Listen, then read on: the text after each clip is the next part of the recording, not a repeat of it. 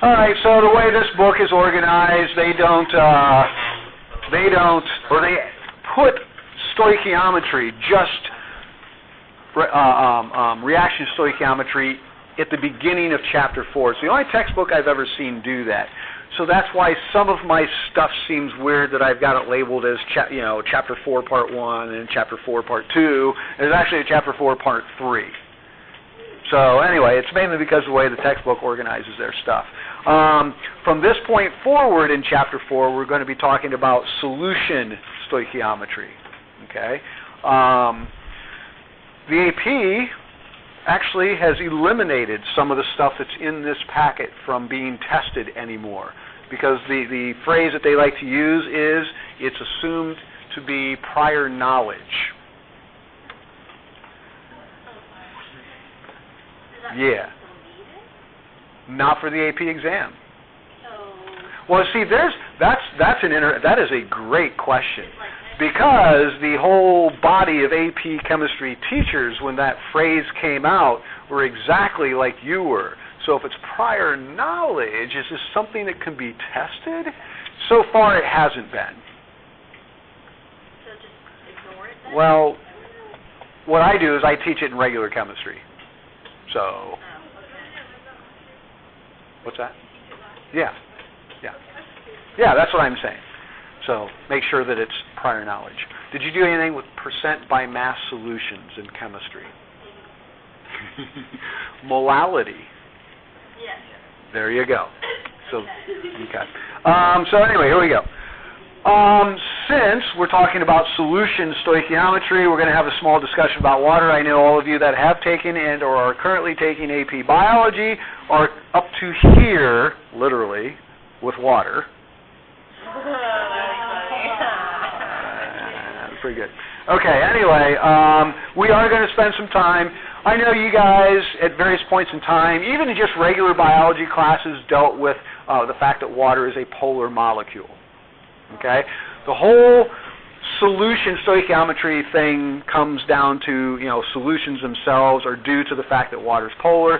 I have had this conversation, I believe, with everyone at some point in time that I've had, back when we were studying the gas laws last year. Have I made or you heard me say the comment that water has no business being a liquid? Okay. And the reason I base that on is its molar mass is really, really small. It's like 18.02, as you guys know. Okay. Where most of the gases that you guys are familiar with are at least that high or not significantly higher than that, molar masses. So why is water a liquid when by all rights it should be a gas? Well, you also remember in your previous chemistry classes where you guys were drawing water molecules. Whoops.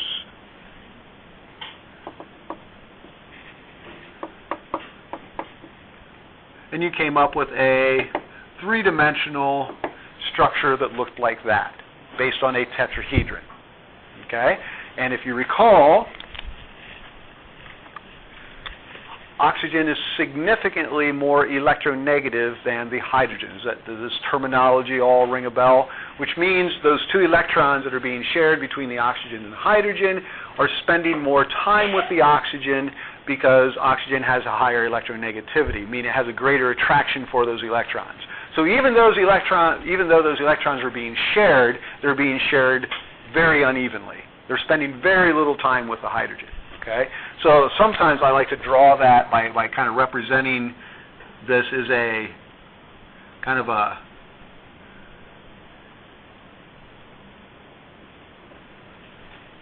make it a little bit bigger. Okay, so the thicker, the more time the electrons are spending there, the thinner, the less time they are. Does that make any sense? You may remember me doing this before. Okay, so anyway, because of this, it makes water a very polar molecule, meaning that the electrons are spending way more time at one end of the molecule than they are at the other end, plus we have two lone pairs of electrons over here. Okay? And so because of that, water actually like a bunch of just little magnets, and I think I even took those little bar magnets that we use for various labs and kind of put them in a bag, and they all kind of stuck together really, really well. Okay?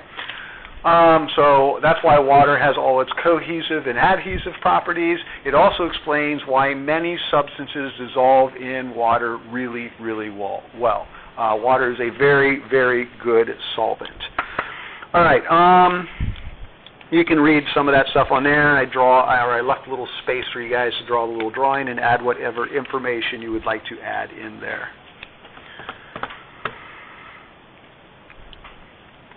Okay, part 2, the solubility of a substance in water depends on the substance's properties. In general, the phrase like dissolves like comes into play.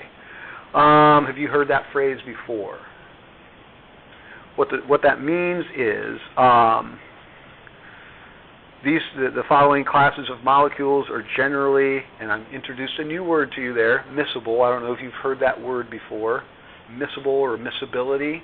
The opposite of that is immiscible, so I-M-M, I-S-C-I-B-L-E. So miscible, the true definition of miscible means dissolved, able to be dissolved in any proportion. We're essentially just going to use it as able to be dissolved. But obviously, well, if that's the case then immiscible would mean not able to be dissolved. So we got miscible and immiscible. All right, here's the 3 general classifications that we're going to be looking at of things and their miscibility. These are going to be pairs of compounds that are going to be able to be dissolved in each other. Anytime you have a polar molecule and an ionic molecule, they are going to be miscible or able to be dissolved in each other. In this case, yes. Yes. I mean, and ionic compounds can dissolve in other polar substances too. But right now we're talking about water. But this applies to every type of thing. Polar substances and polar substances can dissolve in each other. And finally, non-polar and non-polar. So now it comes down to, hey, how do you know if something's polar or not?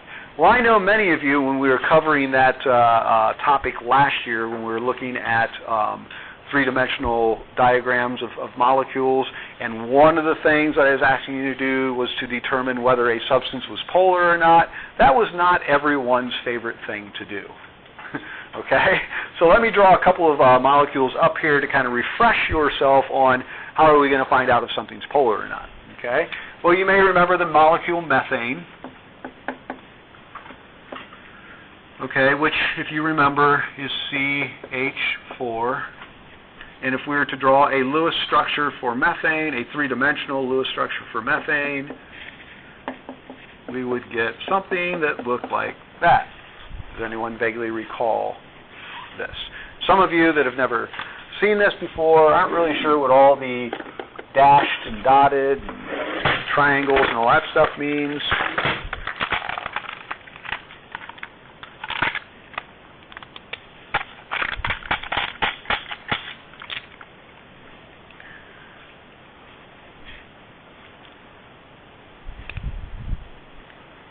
So this is more of a stick figure. Oh, somebody got hungry and chewed that one up.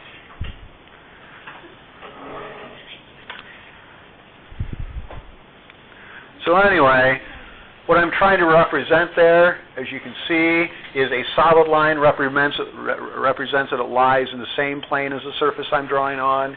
A dashed line means it's going behind the surface of the plane, and a triangle means it's coming out of the surface of the plane I'm drawing on. So remember what the molecular geometry of this was?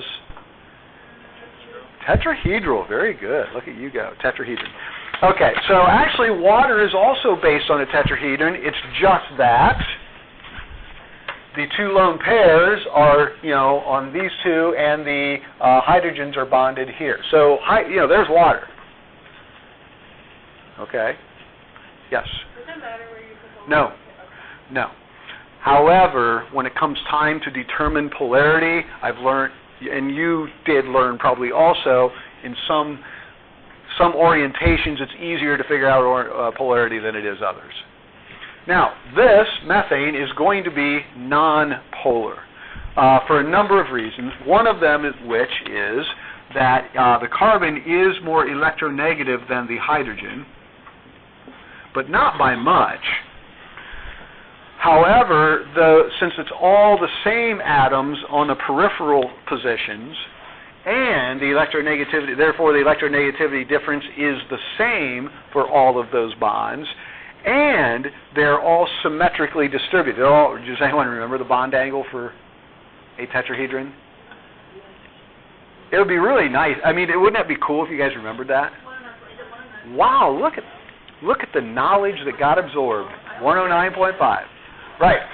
So all of these are 109.5 degrees away from each other, which means even though there's electronegativity difference, it's all distributed symmetrically, so this would be a non-polar molecule.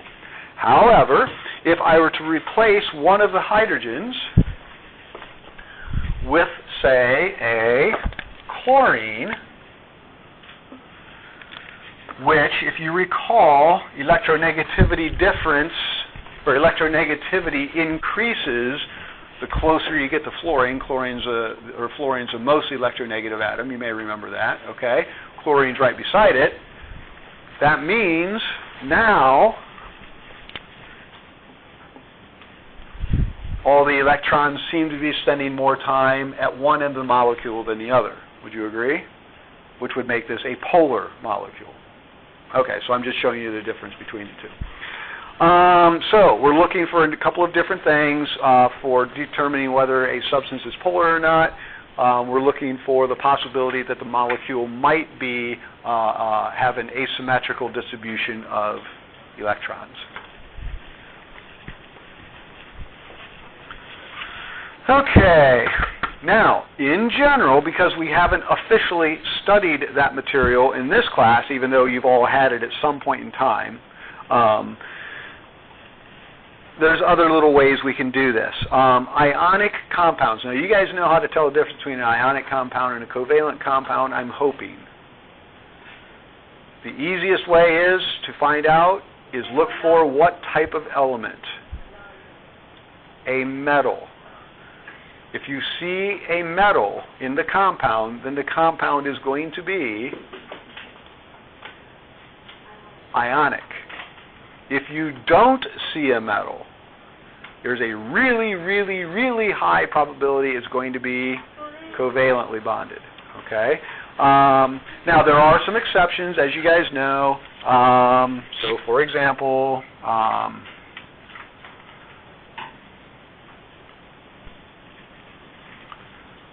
okay, if we were to write out the formula for ammonium chloride, we would all write NH4Cl. Is there a metal in that compound? There is not. Is it ionic? Absolutely, because you guys remember that the ammonium ion is an ion. Okay. All right, so what we're going to do now is go down through here and see if we can figure out and make a prediction as to whether these pairs of substances will be miscible or immiscible, and why or why not. So the first one, what is that substance, just for fun, the name of that? Sodium nitrate and water. So what types of compounds are we looking at? Ionic and polar. Therefore, these would be miscible. Very good. Part B, you don't know the name of that. Would anyone want to take a stab as to a possible name for that? 6 carbons? No, because I taught you this last year. I know, it was only like a week's worth of stuff, and we flew through it. Hexane. That's right. So we have hexane and water. Will hexane be an ionic substance? No. Do you think it's a polar substance? No. So we have a non-polar substance in water, therefore these would be immiscible. IMMISCIBLE. Because we have a non-polar and a polar. I2 and C6H14. Wouldn't it be immiscible because I2 is covalent? Or no? It is covalently bonded. Oh, that was still not polar. Yeah, there you go. And the iodine is non-polar, and so obviously is the hexane. So this would be, they would be miscible in each other. Yes. Can you just tell me how you're knowing that the hexane is not polar? If you were to draw this out, So you're just picturing it in your head. yes. I can't. Okay, now listen. Organic compounds in general, especially if they're just hydrocarbons, and okay, let me do this. Hydrocarbons, which are composed of just carbon and hydrogen, are going to be nonpolar. Did everyone catch that there? Wait, the C is invisible, right? C is miscible because both of them are nonpolar. Now we get to D. Let's do D first, then. Oh, you got it? Or are you going to do it? No. Oh, you have a question. Yeah. Let's finish D and we'll come back to your question. So iodine, we've already determined, is going to be nonpolar. Water, we know, is polar, therefore immiscible. Kayla has a question. I'm guessing just a general question. I feel like it's stupid, but how do you know that the I2 is... Well, and that one I would either, okay. So if we were to draw a Lewis structure, and you could do, I mean, you know this. You know this. You just haven't made your brain start thinking this way yet. Okay, if I ask you to draw H2, you would go, if I ask you to draw F2, is it coming now? Okay, because they all have 7 valence electrons, they're going to share one, they're all going to look like that, except the rest of them, F2, Cl2, I2, Br2. Okay, time out. I don't want you guys thinking I'm crazy here. Because some of you do put like 1 billion electrons around hydrogen. Okay, does this, right, so that entire row, or sorry about that, entire group will look like this, nonpolar. Yes? At some point, are we going to touch up on how to tell what's most likely to form or not? Like, do you remember that? How we said, like, what's most likely, how many bonds are most likely to have? Oh, yeah. I mean, like the whole bonding? Yeah. However, the extent to which you need to know that for the AP exam is what I covered it last year. Okay. We'll touch base on it. Yes. We'll go back and revisit that, but that's going to be kind of like what we did with Chapter 2. We'll be done with it in like a day, maybe two. But you do need to brush up on it a little bit, right? And then you'll have the opportunity, obviously, to work on some practice on that stuff. We'll go over it, and we'll get out of there. Okay. Are we done? Oh, no, and now E, and this is when the comment that I made earlier would actually apply, okay? So, we're looking at E. Does anyone happen to recognize what C2H5OH might be? And again, for those of you that I had last year, and when Homan had some of you 2 years ago, did you guys do a very small organic unit? Like a week and a half worth? I think you did too. Who else? You were in there. Does that vaguely, a bunch of C's with lines all over them? Yeah. All right. Does anyone know what that OH signifies? Don't. You of all people. No, I didn't.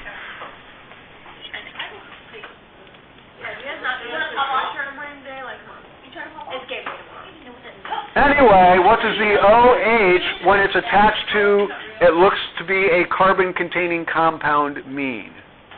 You don't know, that's okay. that makes it no. That would be if it were the hydroxide ion, meaning it would be with a cation of some sort, a metal, okay?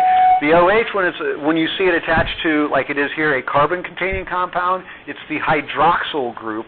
That's what makes it an alcohol. I'll draw it up here, okay? So here's what the C2H5OH looks like.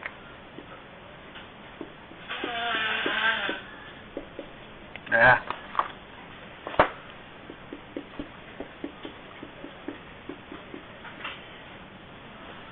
Okay. So there is ethanol. This is the alcohol that's in alcoholic beverages, beer, wine, whiskey, whatever. Okay? There it is. It is the the waste product of what? It's the excrement of what? You biology people. Fermentation. And what's the other product of fermentation? There's two. Wait, what was the first one you gave us? Sorry, I'm like, ethanol. Time out.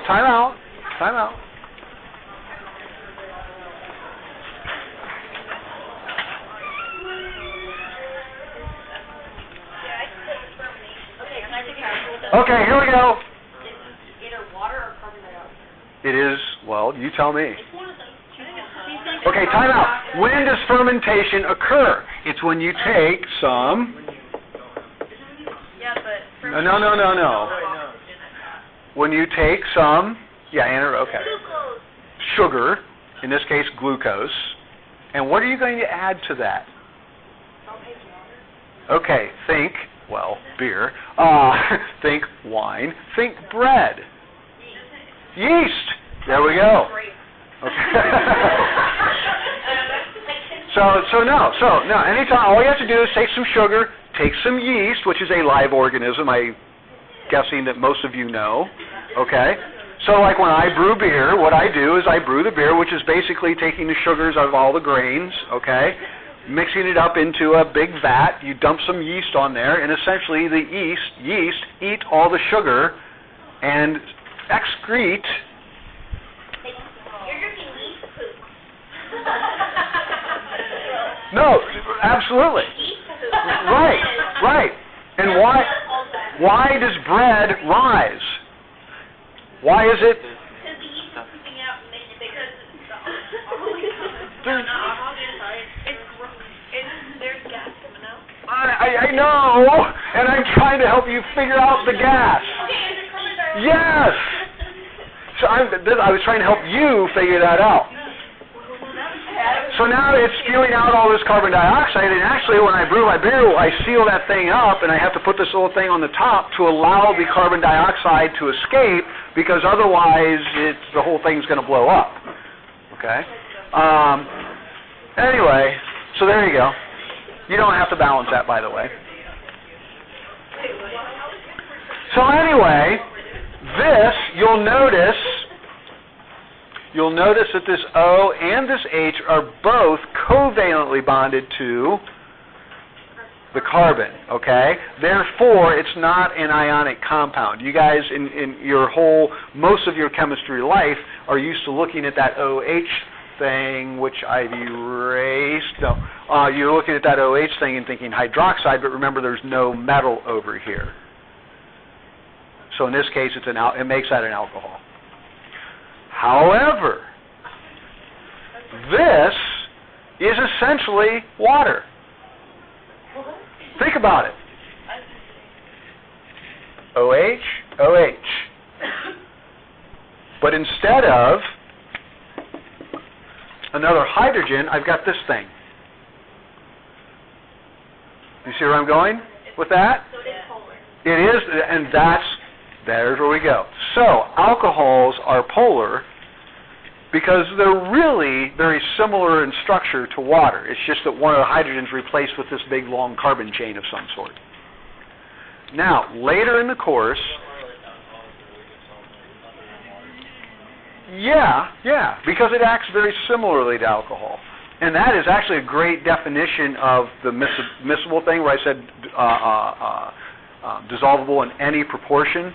You can mix water and alcohol in any proportion you want. You can have 2 drops of water and a bunch of alcohol, or you can have 2 drops of alcohol and a bunch of water, and anything in between, and it's all going to always dissolve because it's so similar to water.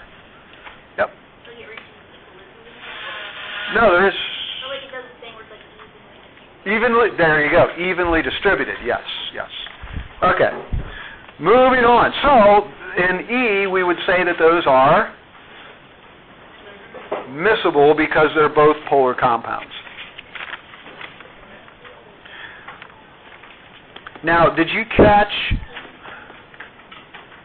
Oh, yeah, there it was, and there's the answer, Kayla. If you look up in part 2, and I have ABC, and you guys added stuff there or whatever, and then immediately under that are some asterisks. The second asterisk is your question. Do you see that? Yeah. Okay. Next, moving on. Part B. Everybody say hi, Madeline. Okay, we're looking at the electrolytic properties of aqueous solutions, or things that are dissolved in water. I would love to have been able to do the demonstrations for all these things back in when I had any of you in chemistry, although I did do it in your year.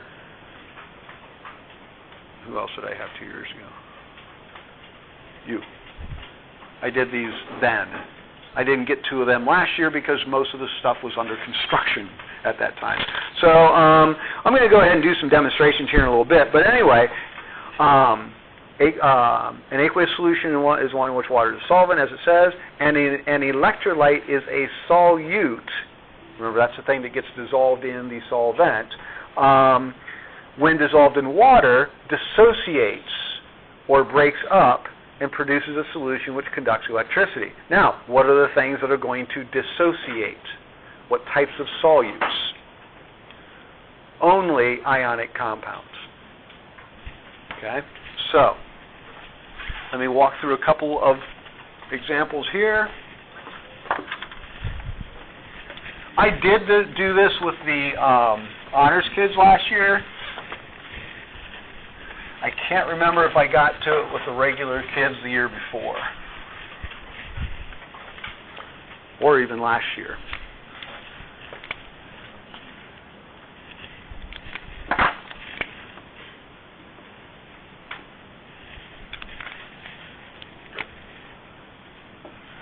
Okay, obviously, what type of compound is this? Oh, wait, I did NaI up here. Let's stick with the NaI that's already up there. My bad. I didn't realize I had examples on there. My bad. This is an ionic compound because there's a metal in it. Therefore, it's an ionic compound. If you recall, iodine has a 1 negative charge. Sodium has a 1 plus charge, okay? Now, remembering again that the water molecule, I'll use a different color here, can relatively easily be represented like that. This is the way you guys have been kind of thinking of water molecules since, what, 4th grade or something like that, okay? And remember that this end of the water molecule is slightly positively charged, and this end is slightly negatively charged. Okay, you guys remember the delta symbol, partial charge, da-da-da-da, okay? Now, when you dump this stuff in water, obviously we have a piece that's positively charged and a piece that's negatively charged. We're dumping that into an area that has a bunch of little polar particles in it, water molecules, that also have positive and negative ends, okay? How are these water molecules going to orient themselves about this substance? Well, as you can imagine, over here, we're going to get the water molecules probably orienting themselves this way, with the positive end towards the iodine, negative ion over here. But over around the sodium area, you're going to get the water molecules essentially orienting themselves this way. Okay? Will sodium iodide dissolve in water? Here's the deal. Most ionic compounds do dissolve in water, or we say are soluble in water. There are some that aren't soluble in water, though. In fact, we're going to do a lab in the relatively near future, we're going to depend on the fact that the substance that we're producing, well, you guys have all seen a precipitate before, either one that I've created or one that you've created in a lab, where you get a solid that precipitates out of a solution, okay? If you had Hohmann, you guys made, I believe, a yellow precipitate, lead iodide. If you had me, we made chalk, calcium carbonate, okay? Both of which precipitate out, okay? Anyway, the reason that, so there are ionic compounds that aren't soluble in water. And we're going to get into this much later in the year, but now there's a fight. What is the strength of the attraction of this sodium ion to the water molecules versus the strength of the attraction of the sodium ions to the iodide ions? For most ionic compounds, that attraction to the water molecules is greater. And so the sodium or the ionic compound essentially breaks apart. It's like a tug of war. Okay? We got House over here. Oh, yeah.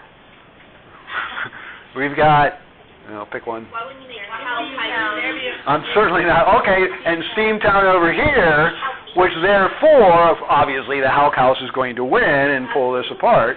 Okay, just having fun. Are there any Steamtown people in here? No. Sorry about that. Anyway, what I'm saying is, can you guys imagine that scenario where these two things are attracted to each other? However, for most ionic compounds, the attraction of the individual ions to the water molecules is greater than the attraction of the ions themselves, and so what's going to happen is we get a sodium ion that is separate and all by itself, surrounded by some water molecules.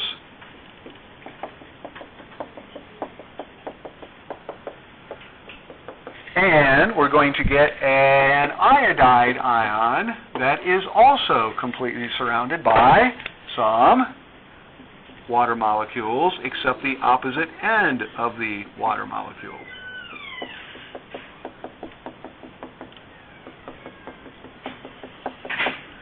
And if you look in your books, which I wish I knew where mine was. Oh, there we go. Thank you. Can I ask you a question? Yeah.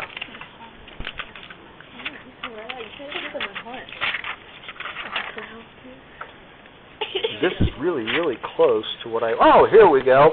Look on page 159. Heck.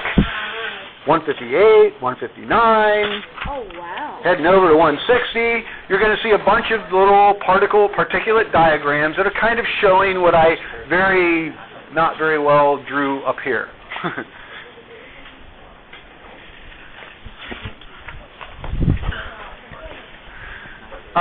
Anyways, you guys kind of see where I'm going there. Okay, so this is what I mean by the word dissociation, where an ionic compound actually breaks apart, and you're not going to find any NaIs in water. You're going to find a bunch of NAs floating around all by themselves. You're going to find a bunch of iodides floating around by themselves, but not together. Gracie's first.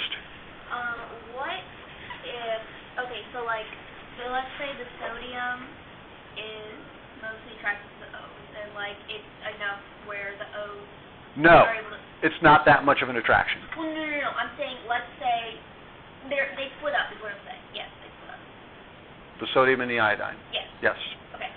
So what if the attraction, the iodine was more attracted to the sodium than the hydrogen, but the sodium was more attracted to the oxygen and the iodine? It's not an attraction to the hydrogen, and it's not an attraction to the oxygen.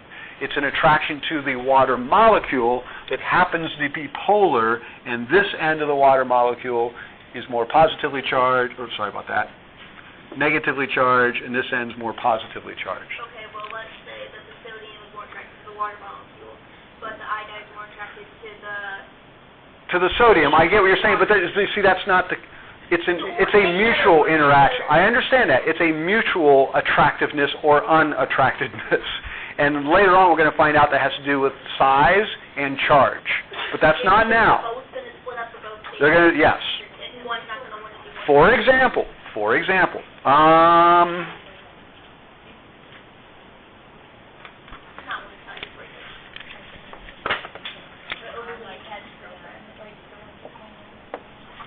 as it turns out, calcium oxide is well, heck, let's do something that you guys do know. My bad. Magnesium oxide is not soluble in water. If you guys remember trying to clean out your crucibles after the magnesium lab last year, you saw a bunch of powdery stuff that did not dissolve, it just was in the bottom of the sink. Does this sound familiar? So you're clear that magnesium oxide does not dissolve in water. Now, this is actually a fun little thing. I'm actually getting ahead of the game and diving into Chapter 11 a little bit, which is intermolecular forces, but it's also going to answer Gracie's question. Sodium is a relatively small ion. Iodine is one of the largest ions, okay? So we have a small, large, both of them 1 plus and 1 negative. There's not much charge.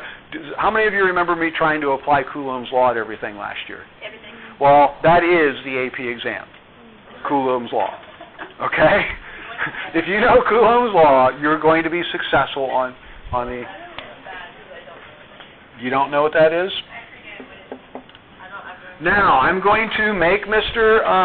Borzak unhappy right now, but that's okay, because we, in this class, are not going to do calculations with Coulomb's law.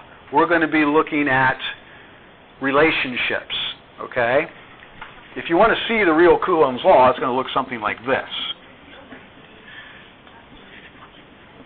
However, and there's sorry about that. There's a constant in there, but we're going to ignore that, okay? What we're going to look at is how the force of attraction is proportional to the magnitude of the charges, which is what the Q's stand for. They represent charge.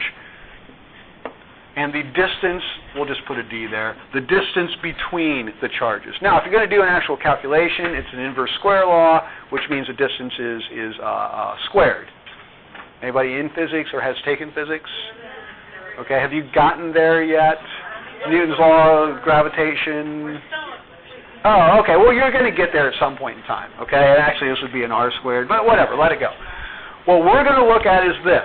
The force of attraction is indirectly related to the distance, meaning that the further things are apart, the bigger that number, the less attraction, and the greater the product of these, the more attraction. You guys following? So, +1, -1. What's the product of +1 times 1? 1. Okay? So is there much of a force of attraction due to the charge? No. What about the distance between the two? Remember, relatively small ion, one of the bigger ions. That means that distance is large, which means the force of attraction is weak. So both of those lead to the fact that sodium iodide, there's not much of an attraction between those ions. Water wins. Okay? On the other hand, magnesium oxide. You guys remember that magnesium is a 2 plus, oxide is a 2 negative. All of a sudden we went from a product of 1 to a product of 4. So we have 4 times the force of attraction already, plus the magnesium and the oxygen ion. As you guys hopefully remember, magnesium is actually a smaller ion than sodium for all the reasons we covered when you took regular chemistry, and oxygen is clearly a much smaller ion than iodide, right? So therefore, our distance between the ions is much, much smaller than the distance between the ions here, so both things lead to a force of attraction in it to be very, very large relative to these. Does that make any sense? This is insoluble in water, soluble in water. Yes? How is the sodium bigger than magnesium? We will readdress that later in the year, okay? Coulomb's law. I'm just saying. Yeah. Go ahead, Kayla. So you're breaking the bond. That is your assignment over Christmas. That chapter. Go ahead. So you're breaking the bond between the sodium and the iodine. We're breaking the attraction. Notice how I'm saying this. We're not breaking a bond. It's an ionic bond, which is a force of attraction between two oppositely charged particles due to Coulombic forces. I know. I'm throwing this at you all year long because, yeah, you're going to be using it all year long. Now, in a covalent bond, yeah, we're actually breaking that. Anyway, moving on. Are you guys getting a fairly clear idea of what the word dissociation means? An ionic compound breaks apart into individual ions. Now, that's the example I gave you right there at the front. Notice with the calcium chloride, the second example, obviously there's only one calcium ion, but how many chloride ions are there? 2. Now, here's the one thing that students will start to mess up a little bit because you guys are familiar with the diatomics. But what you guys will do is say, oh, Cl2, that's a diatomic molecule, the Cl2. But remember, this is an ionic compound, okay? So that all that means is, for the calcium chloride, is that it's going to dissociate, as you can see, into 2 individual chloride ions. All 3 of them are going to break them. You see where I'm going with that? Now, the shorthand way of writing Cl plus Cl is just writing 2 Cls. Does that make sense? No, because they're chloride ions. They weren't together to begin with. They were not together to be... They would not... We write it that way because it's easier for us. Particulate-wise, you would have a calcium here, and you would have a couple chlorides, probably as far away from each other as they possibly could be. So once they split up, what stops the 2 chlorides to just split? Because they're ions. Why would they come together? They already have their full octet. Okay. No, these are good questions. 8 other people have the same question. Okay, 7.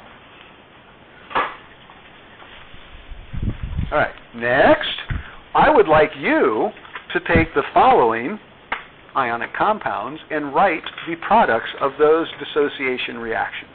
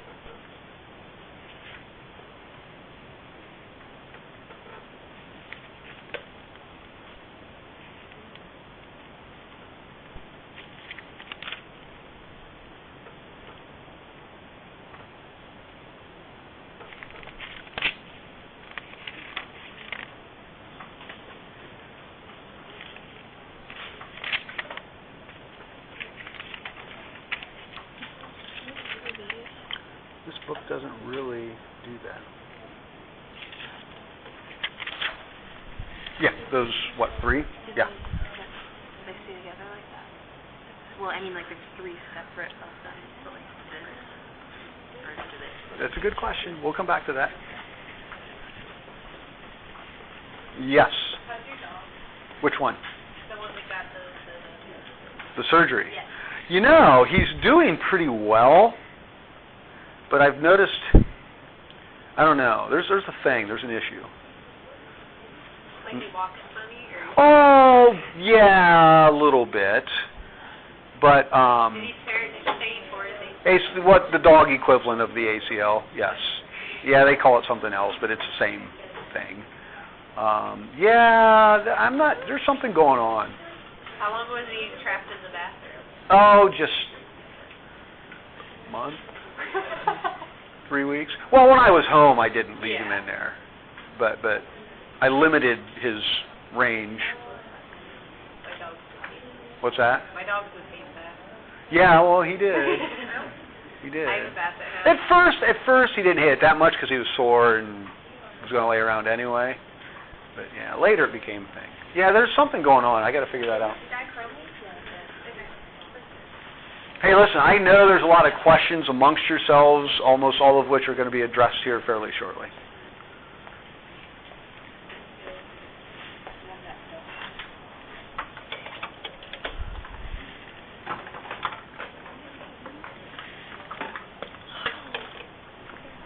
Carolyn, I can't remember. You had something going on. No, I didn't. I really didn't. Oh, is that what happened? Yeah. Okay. So, Carolyn, I know.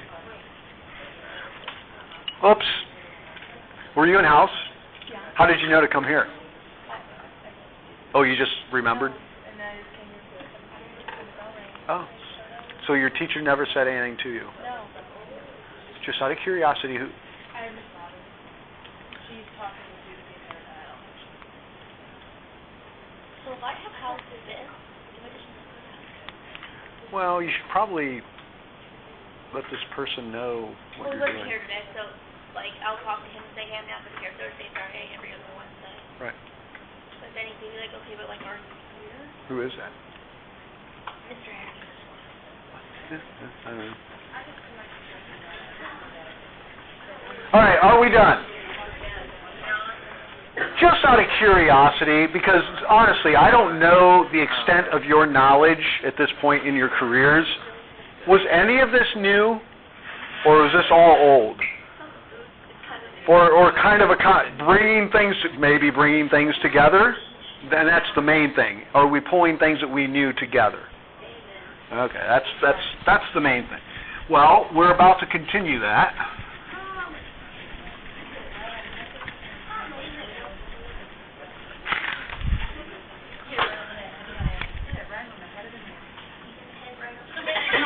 What was the first compound? Iron nitrate. Which iron? 3. Or wait. Yes. Iron 3 nitrate. We're throwing it in some water. What is it going to... First of all, is it an ionic compound? Yes, it's got iron in it. When it dissociates, what is it going to dissociate into? Gracie. Iron, 3. and then nitrate. How many? 3. Now, Shelby has a question to ask. Well, I mean, that's what I wrote down. I know that's what you wrote down. Yeah, but I didn't know if, like, since it is its own molecule, it stays together or if they separate. And 8 other people in this room have the same question.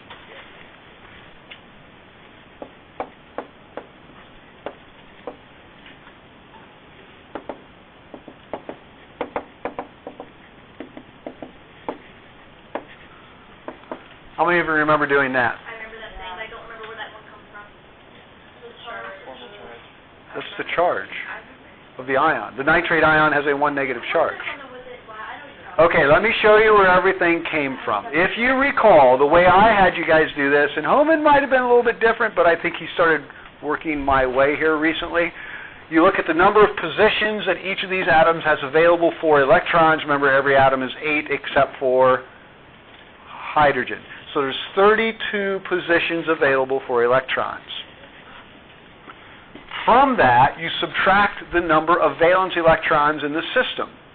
Well, each oxygen has 6, so that's 18. The nitrogen has 5, so that's 23. But remember, the nitrate ion has a 1 negative charge, so that makes 24 electrons in the system. 32 minus 24, 8. Divided by 2, because there's 2 electrons per bond, 4 bonds. Yeah, right. So anyway, so there's my 4 bonds. Do all of the atoms have their octets? Right? But remember, the system had acquired another electron from something else. Guess what it acquired it from, in this case? Iron. Because remember, to be positively charged, you have to lose electrons. But the iron 3 has 3 electrons to give. Each nitrate only gets 1, so we need 3 nitrates. So where I'm going with this, Shelby, is this has, remember the thing that I did with Gracie earlier with the chloride having its octet? The nitrate has all the electrons that it needs. You see what I'm saying? So it's not going, it's covalently bonded, it is not going to break apart. Polyatomic ions are all covalently bonded, they will not break apart unless you chemically cause them to do that. Yes? What is that one extra electron? Say this again. Where's that one extra electron? In here.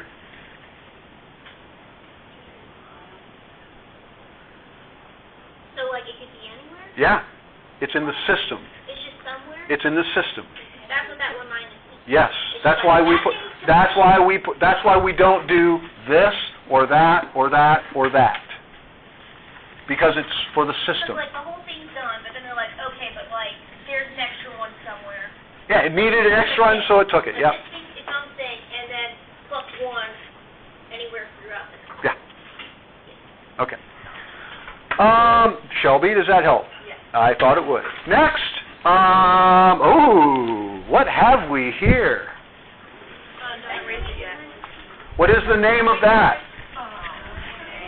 Ammonium dichromate.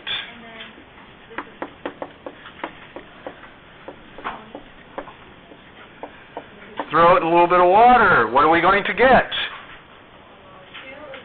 Yep. Whoops.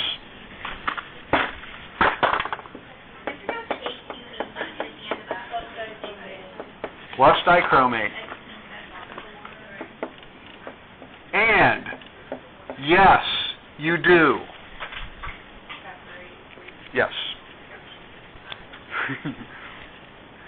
So there we go.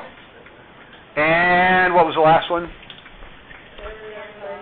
Okay, well, we're going to learn a little bit later here today. I should actually put S's here. I think my examples have S's, don't they? Yeah, okay. And what's the barium hydroxide going to dissociate into? Wait, isn't this an alcohol? Oh, no, because it doesn't have carbon hydrogen. Haley, there's not a MIT, there you go. No, I'm not tricking you. You have to be able to distinguish. It's not tricking you. You have to be able to distinguish. Yes.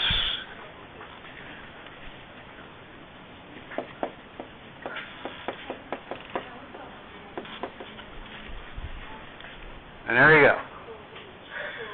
Anyone 3 for 3? Awesome. It's not hard. I have no idea how much time I have left. It feels like 15. Okay. All right. Well, let's look at the summary here, and then it's very possible I might do a couple of demonstrations here. There are 3 classes of electrolytes. As you can see, the names are really, really difficult to remember. Strong electrolyte, weak electrolyte, and non-electrolyte. Now, what does all that mean? Okay, so here we go. Strong electrolytes. Completely or nearly completely dissociate. A strong electrolyte completely or nearly completely dissociates. And this is what I was trying to describe to you earlier. In iron 3 nitrate, when you dump this stuff in water, there is none of this left. It's all floating around individually and separately, iron 3 ions and nitrate ions. Okay? In a weak electrolyte,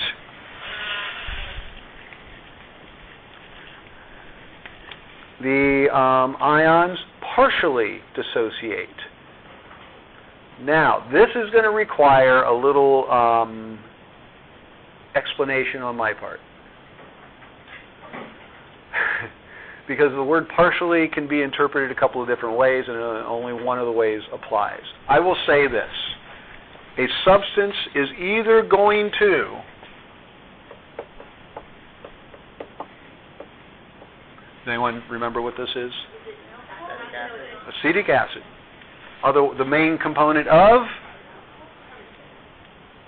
vinegar. Oh, yes.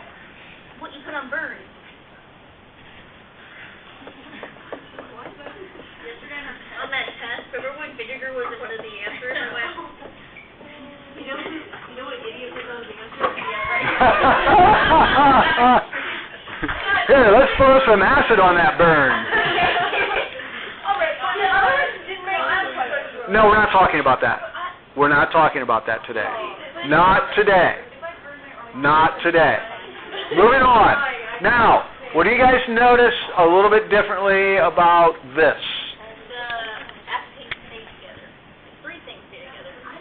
That's not it. Ah, the arrows, or the double arrow, which means it can go both ways, which means, what's that called? Does anyone remember? I briefly introduced that to you. Starts with an E. Equilibrium. Equilibrium.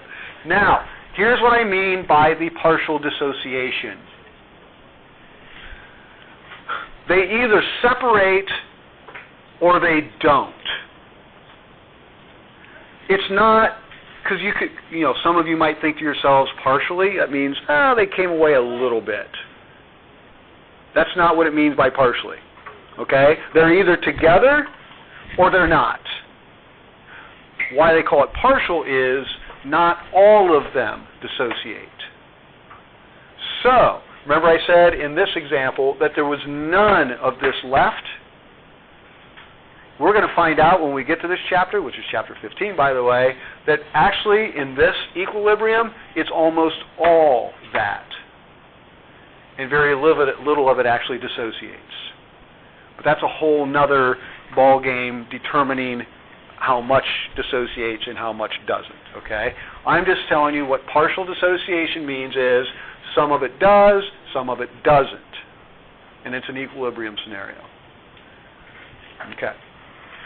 And finally, non-electrolytes, as you can imagine, either no dissociation or effectively no dissociation. So, that magnesium hydroxide that I had thrown up here, or magnesium oxide, sorry about that.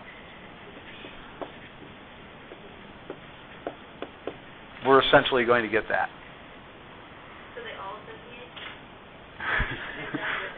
Or none of it dissociates. We'll go with that.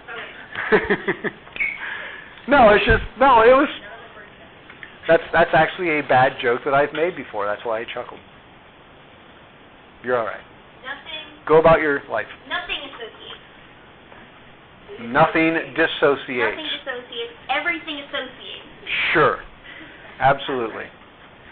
All right. Are you guys clear on the three distinctions? I am now down to what, 12 or 10? No way. Excellent! Then this is going to be perfect.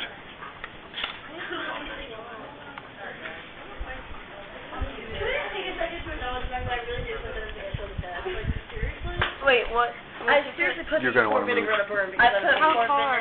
Like, I'm going to point this there. Okay. Go elsewhere. Should I Just move right over here. Just move over here. Yes. Are you going to let Emma in the video? I mean, that really You didn't just say her name in front of God and everybody, did you? I didn't sign a waiver for this. video for you too. All right, here we go. The whole world's going to see you going. All right. Anyway, I have a number of substances over here. Sorry about that. Over here. We're going to start talking about the electrolytic properties of them. I'm going to have you guys predict what you think's going to happen and da-da-da-da-da-da. This room, my other room sucked for this. This one sucks way more.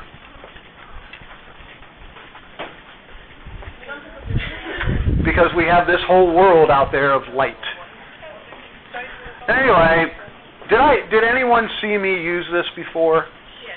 Yes. I did in your class. I didn't get to it last year because I couldn't find it last year. You know, I just discovered that this lab's very impractical for what I want to do. Oh, well. Anyway, moving on. I don't have any deionized water. Okay, we have no deionized water because they never hooked up our water deionizer. I don't have any distilled water because I didn't bring any. There's someone could have. Yeah, because they got it from me. Oh. Anyway, water, pure water, does not conduct. That is not pure water. I can tell you that right now. Okay? Pure water does not conduct electricity. What's water made of? Water molecules. Is that an ionic compound? Water. It is not. So it can't conduct electricity. So does that mean that you can jump in your bathtub with a toaster? No. Well, you can. Once. Okay?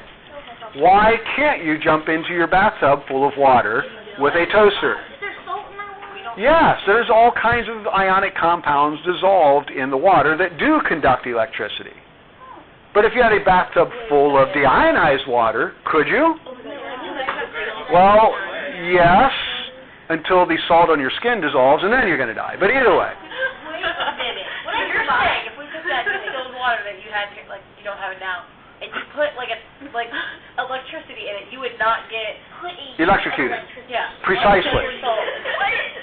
Now, and this is where I would like to be able to demonstrate that. This little device here, which is plugged into an electrical outlet, which actually works, but the two electrodes are separated. Okay, like in a regular light socket, the two wires are not separated, okay, but in this one they are. So the only way for this thing to turn on is if there's an electric current that's able to transfer from one side to the other, okay? Now, tap water, sometimes tap water I can get to glow, and here's the thing. Because there's so much light in here, you're probably not going to see this glow. Oh, you can. Oh, look at that. Yeah, no, there actually really is, but you can't see that because of all this. Interestingly enough, does anybody happen to have like a Powerade or Gatorade with them? Well, put it this way. The Powerade or Gatorade would glow just about to the same extent as this deionized water, or as this tap water. Oh no, it's true. Oh, I know that. Okay, but anyway, so you can't see it, but there's a very tiny hint of glowing there. There it is.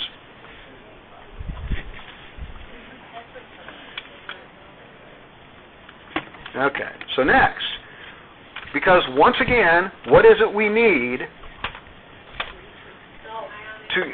we need an ionic compound. So, I'll take this salt, which you guys know as sodium chloride. Okay.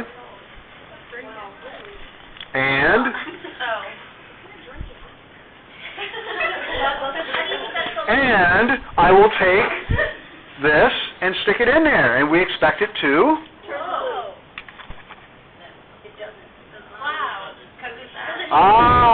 Anthony! Because the ions are not dissociated from each other. They're still tightly held together because they're not dissolved in water. Okay. Now, you can imagine there's probably a little bit of salt particle on here that's stuck to the side, and can some of you see that a little bit? Okay, so I'm going to put that in here, stir it up a little bit. Might not be enough. Oh yeah, there it is. I know you guys can't see it, but that's all right.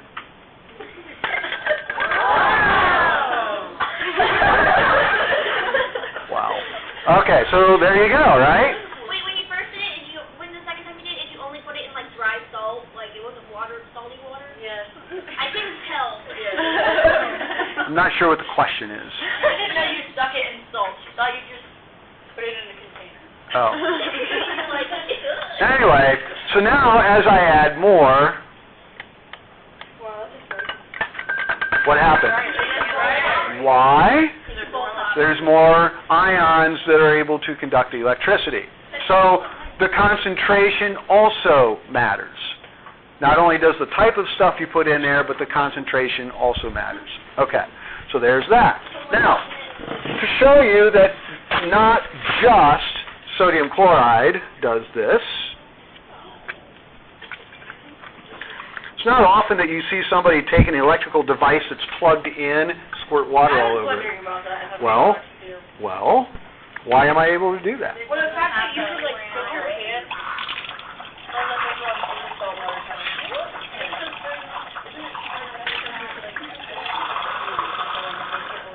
No path for the electrons. Oops, wrong stuff.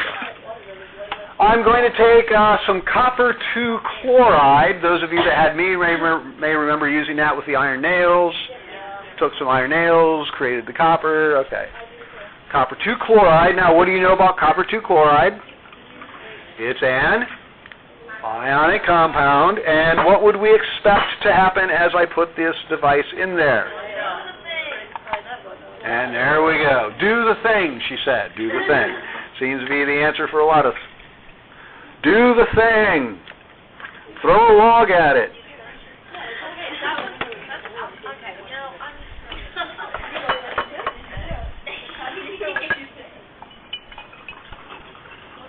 Next.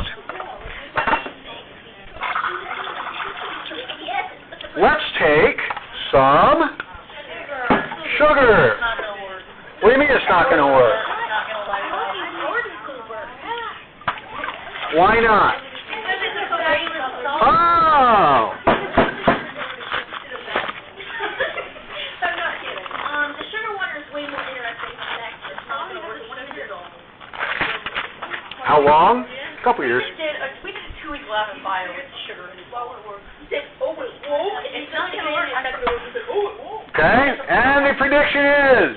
I have faith in that sugar water. Just like Gatorade. Oh, by the way, this is very similar to Gatorade. It's got some tap water with a couple of ions in it and a bunch of sugar. Wow. That's more sugar water.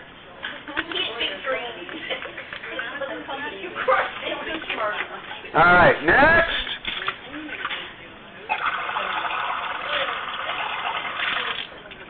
We're going to take some ethyl alcohol, otherwise known as ethanol. Well, this is a C2H5 that we had already examined earlier today. What are we expecting to happen? C2H5OH. I didn't, I said it was polar.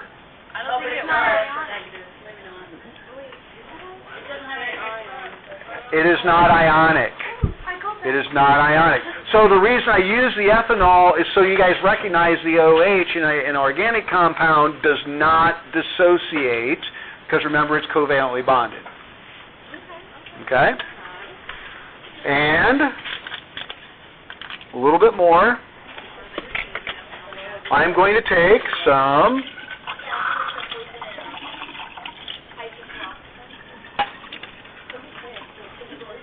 This is 2 molar hydrochloric acid, so it's approximately 20 times more concentrated than your stomach acid.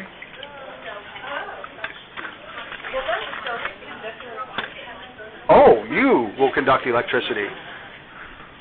Not just your stomach. Okay. Now what I'm going to do is pour. Now we've already demonstrated this, but I'm just going to show you that I'm going to pour the majority of this acid down the sink.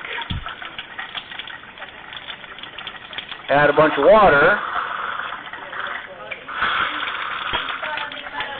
And what do we... now remember, I poured a large majority of that acid down the sink, added tap water to it. I'm going to reinsert this. What do we expect to happen?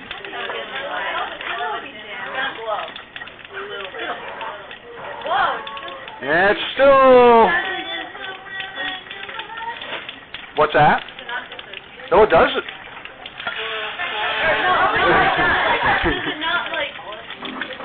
Hold on.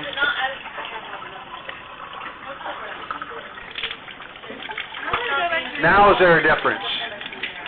Yeah. Okay. So again, where I was going with that is concentration matters. The amount of ions available matters.